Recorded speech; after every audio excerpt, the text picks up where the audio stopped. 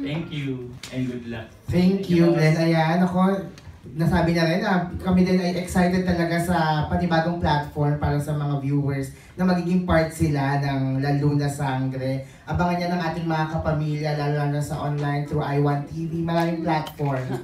Magiging part sila ng story. Yan na po ang pwede namin ma-share sa inyo, pero sobrang nakaka-excite. And speaking doon sa kissing scene, di ba, sa trailer pa lang, di ba naghawak pa nga lang yung kamay nila, may spark na, what ako.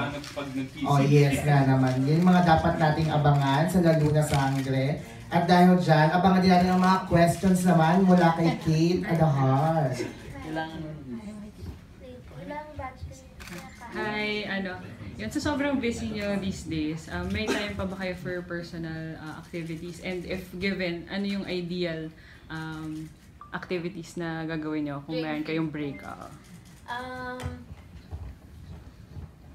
Siguro wakeboard.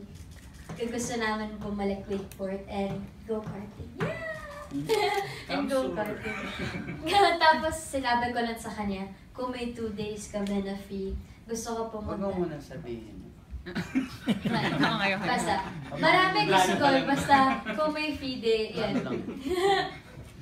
No, yan. Okay. Pero ikaw, Kath, paano mo nababalance yung may bago ka pang business? Hindi. Tsaka ito marami itong ginagawa.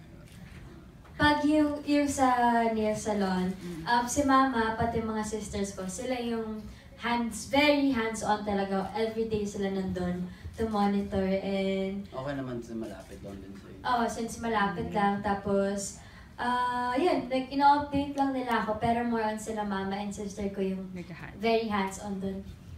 Thanks. And last na, yung, kasi nakita namin yung stunts mo with may Singaporean sa set. So, pakwento kung how different it is working with a foreign...